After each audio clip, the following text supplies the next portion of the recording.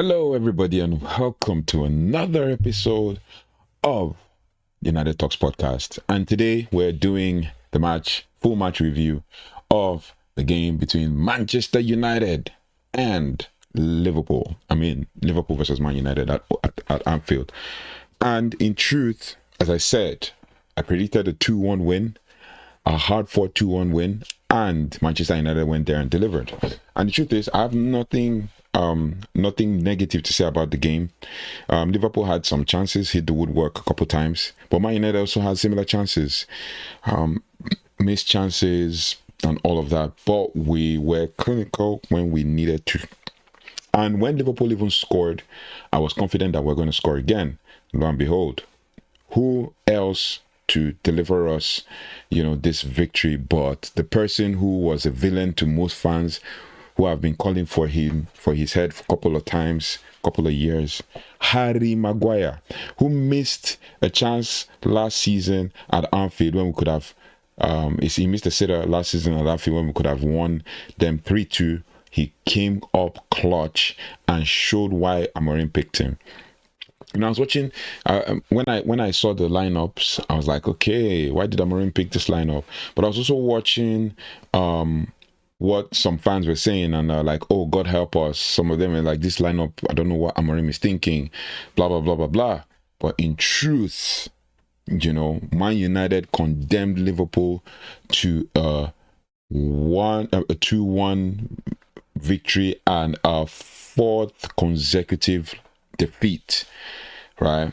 Now, the late header actually, was super impressed. In fact, I was first impressed from the first minute because we're trying to play them, that high intensity, long ball to Bryan Mbeumo. Surprisingly, Cunha got the start over Šeško, which was kind of good because I think what Rúben Amorim did was very intelligent.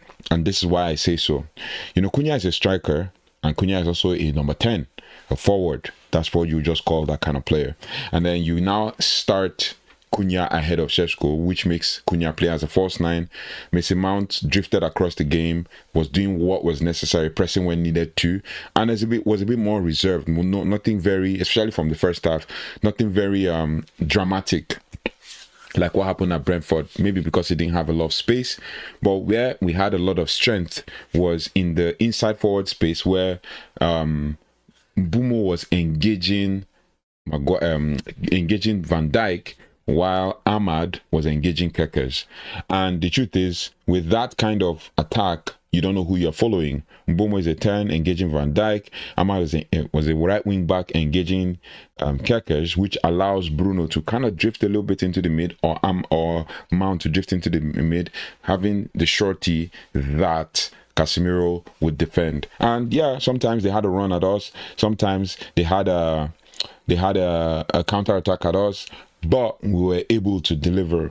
And in truth, Casemiro ran his socks off. He played 2 back-to-back 90 minutes for Brazil, came on and started this game and was subbed off in the second half. So it was a pretty decent game and a hard-fought win for us. Defended when we needed to, kept in our when we needed to. Everybody did really, really well. And then obviously scored when we needed to. Scored in the second minute and in the 78th minute. Sorry, in the 82nd minute, I think. Now, it was, like I said, I was pretty impressed by how, 84th minute, I was really impressed by how, we turned up in the game, basically, how we delivered. We tried to score multiple times, we missed, and then Cody Gakpo also, for Liverpool, had a chance earlier that hit the woodwork he hit the woodwork 3 times. Thought he had rescued at least a point for Liverpool when he tucked in home from Chiesa's cross in the 78th minute. But yet, just as the home faithful fancied another comeback win was in the offing, Bruno Fernandes crossed in a brilliant cross for Harry Maguire, who slammed the header into the left-hand corner. Now, Liverpool spent only 7 minutes of the match on level terms, with United having gone home inside 62 seconds when Bryan Mbeumo capitalized on a mix-up between Van Dijk and Dijk Konate. Now, let's talk about that goal, the first goal, Bryan Mbeumo. we played the usual long ball, expecting that. I think not the long ball. I think we played that ball I think Matthias de Ligt tried to play the ball, ping the ball to Bryan Mbeumo, and then Maguire. Because what I was trying to watch, even when I was watching the replay and I watched the first half all over again, Maguire. I keep saying Maguire. Van Dijk tried to push Mbeumo out the way, basically, like not really go for the ball but push Mbeumo out the way. In the process of trying to push Mbeumo with his elbow, he elbowed his own player McAllister, who got injured in the head. And then you're feigning injury for a foul. No problem, it's a head injury, the game has to be stopped, but the attack has already started and the ref didn't see it. And we were worried because of the ref. I failed to mention it in match preview that the ref, Michael Oliver, is the same ref that gave Diogo Dalot a red card in the same game last season. Remember that game where Lisandro Martinez scored from a Bruno assist in this game. So obviously, Michael Oliver favored Liverpool at some point, but favored Man United too as well. It was a balanced game, but now Liverpool fans are calling for Michael Oliver to be checked, to be investigated, blah blah blah. He favored Man United and all that. But when it's for them, obviously it's suspected that they will also say, it was a fair game. They were trying to find different ways to try to win us, basically. And all of that. Now, when we think about it, let me just give you one stat that I found out. I think it was Scorecard that posted that for the first time, Manchester United have beaten two defending champions in 2 seasons back to back in their home ground for the first time in 117 years.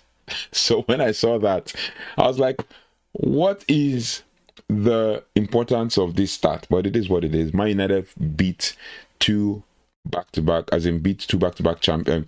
back to back in 2 seasons in a row for the first time in 117 years. That was a stat and all of that. Liverpool's Gakpo almost single-handedly restored parity on 3 occasions with Alexander Isak and Mohamed Salah, squandering huge chances for Liverpool. But United had opportunities of their own, not least when Fernandes struck the upright with plenty of goal to aim at the first half, and then Liverpool's defensive fragility came back to bite them again when Maguire rose high in the 84th minute. United win lifts them up to the top half. I think we go to 9th now. The top half, and for all the struggles this season, Rúben Amorim's team are just 2 points behind 4th place Liverpool, who lost 4 straight games in all competitions for the first time since November 2014. So we're going to go into the details, the stats and stuff, but just thought to bring you that because in truth, Man United delivered when we needed. And for the first time since, I think, March last year, when we last won back-to-back games, it was under Ten Hag. Rúben Amorim gets his first back-to-back wins, both home and away, and first home win, and first away win in a long time. So yeah, I think first away win in about 8 games or 9 games. But yeah, this is working, and everybody worked hard, everybody ran their socks off. And for those who are criticizing Bruno Fernandes, he delivered. He delivered today. Created an assist, created multiple chances, scored, tried to score a goal and hit the woodwork, as well as defended very well when needed to. So he knows what is needed to be done, but it is what it is. Yeah, I was pretty impressed by the team overall, general performance. I rewatched the first half again, and I was pretty impressed as well by how the team performed, especially with our outlet in Bryan Mbeumo engaging Maguire. And for lack of a better explanation, and I'm going to say this because obviously I predicted a 2-1 win and all of that. I can't remember who I predicted to score goals. I think I predicted Cunha and Sesko, or Mbeumo and someone. Now, for lack of a better description, I watched this on Sky Sports main event, and you could hear the doubts, especially in Gary Neville, and surprisingly, it was, I think, Peter Drury Gary Neville and Jamie Carragher. Obviously, the plan was because they're both on both teams, Gary Neville and Jamie Carragher. But when they asked questions to Gary Neville and Jamie Carragher, and for Jamie Carragher to respond first, Jamie Carragher was speaking with so much confidence about how Man United were going to lose to Liverpool based on the fact that these key players are going to be important in their victory. Was talking about McAllister, needs to pick up form, need to score goals and all of that. Lo and behold, wasn't to be. When the goal was conceded, he started going for the head injury. The ref should have seen that. The ref didn't see it. Blah blah blah blah blah. The truth is, the time difference between the number of seconds between that head injury and the goal was decent enough for a was decent enough for a kind of like a play on, advantage for Man United, and we took it. And then, excuse me, I noticed something in the game where Rúben Amorim worked out something on how to beat Van Dijk and Konate with the same pattern of play, same style of passing. It was this second ball run or third man run. I think it was a third man run and all of that. And it was an opportunity for, like, it happened. Ahmad and Mbeumo did it. Cunha and Mbeumo did it. Cunha and Ahmad did it. And then the same thing happened for Mount and Dalot as well. Dalot also had an okay game. Had an okay game.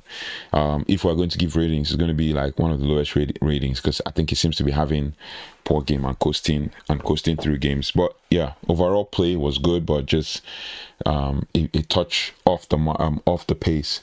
So I mean, looking at all of this, you tend to kind of understand what Rúben Amorim worked out on how to beat Liverpool's defense. And that is what we like to see, right? He worked out those third man runs, worked out those opportunities where you come and blindside the player.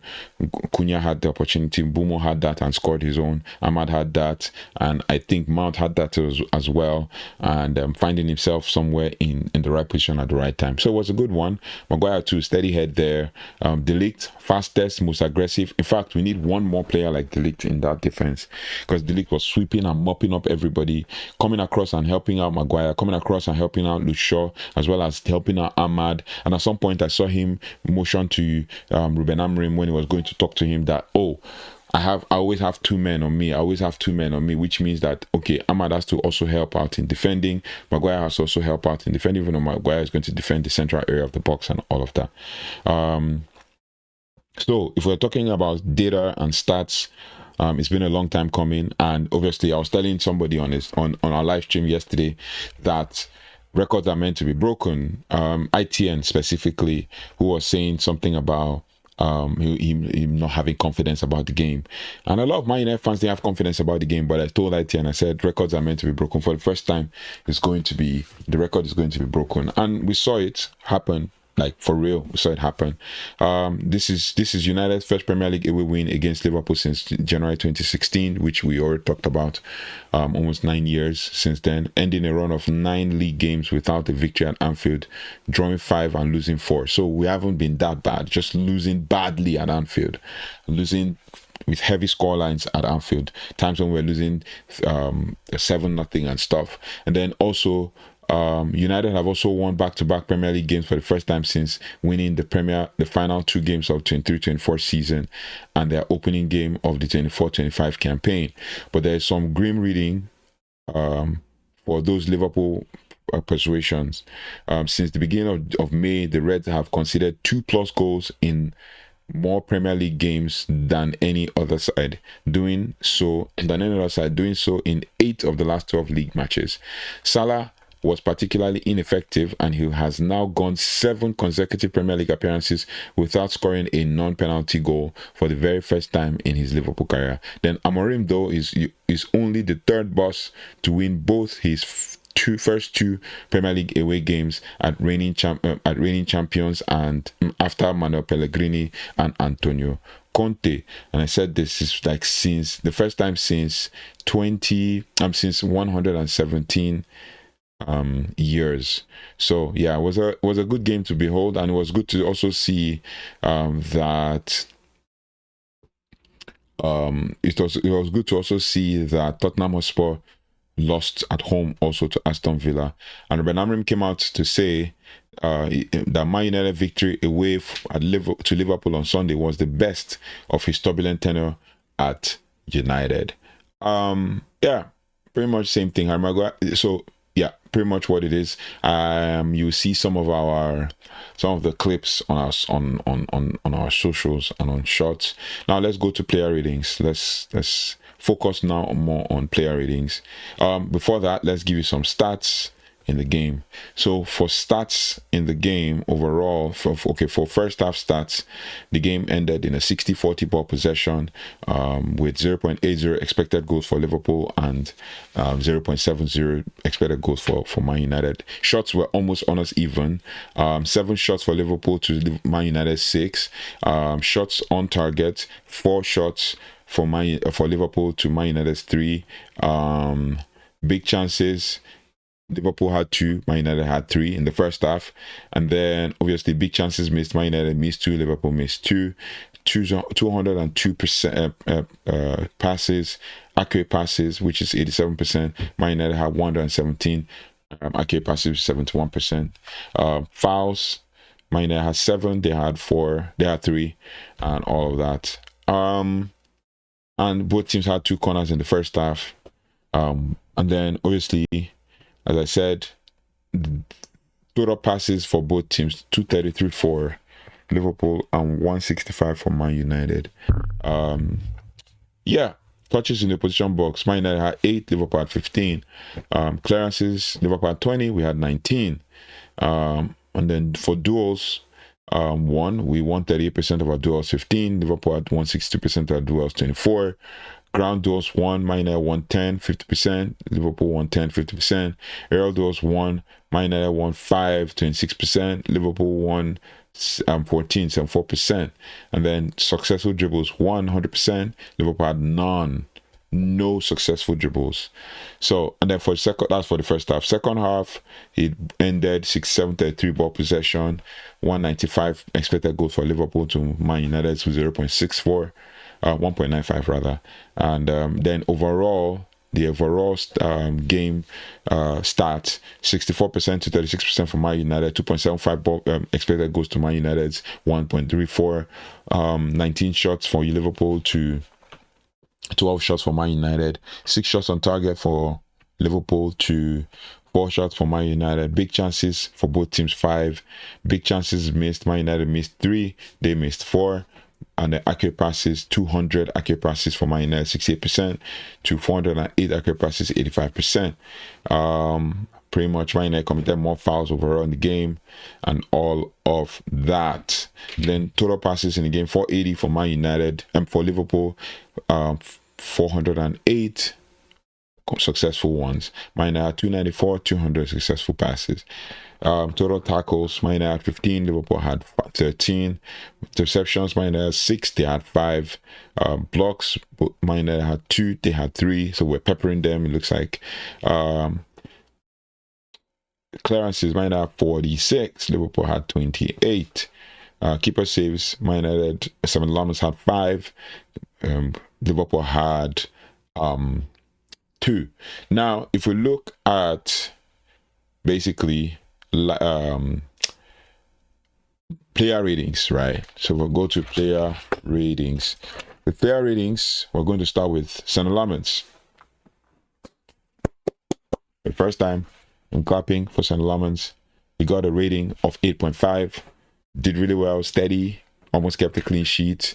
Did amazingly well, to keep the game going. He made 5 saves.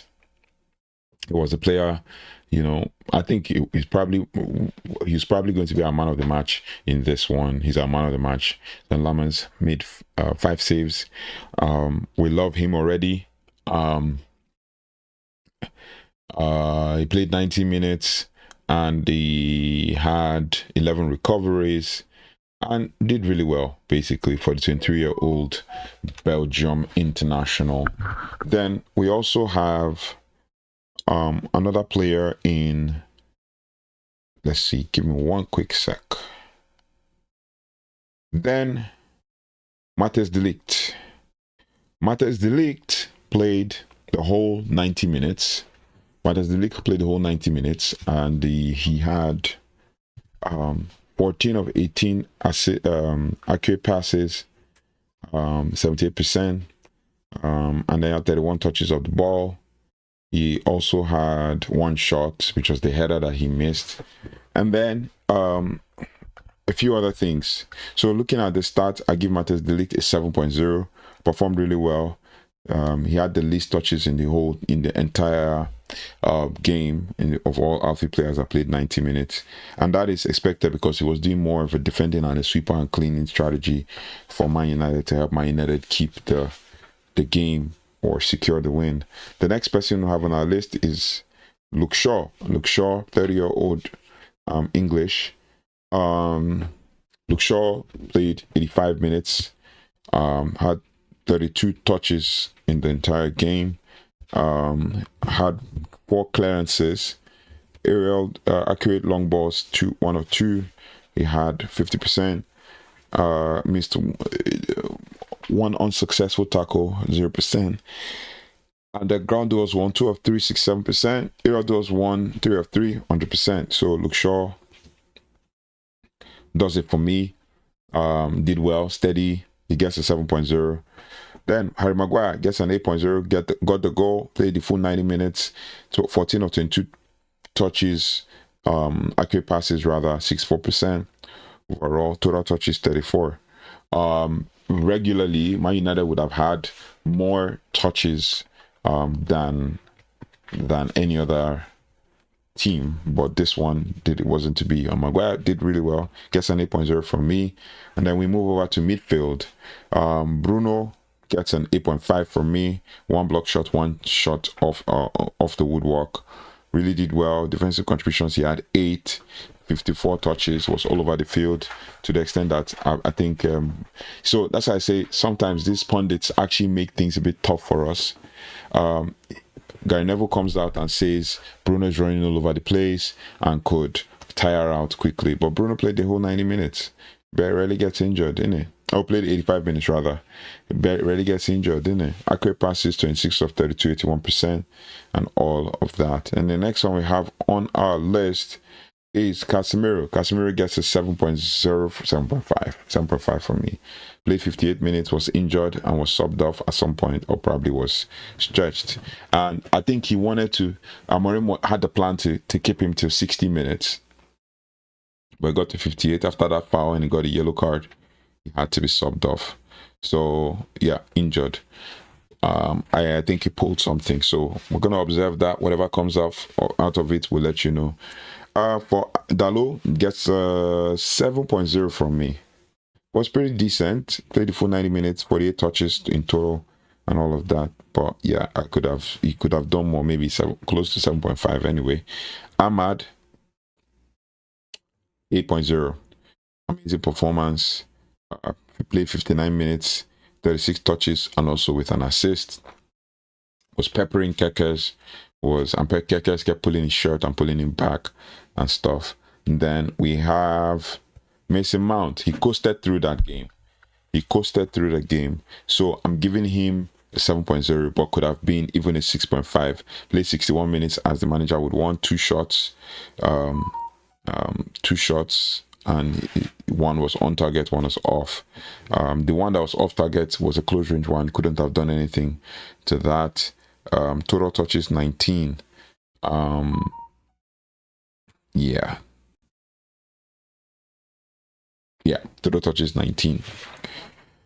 Then obviously the next one we have on our list is Bryan Mbeumo. Bryan Mbeumo gets 7.5 from me. Got the goal, 2 block shots, 1 block shot, 1 accurate pass.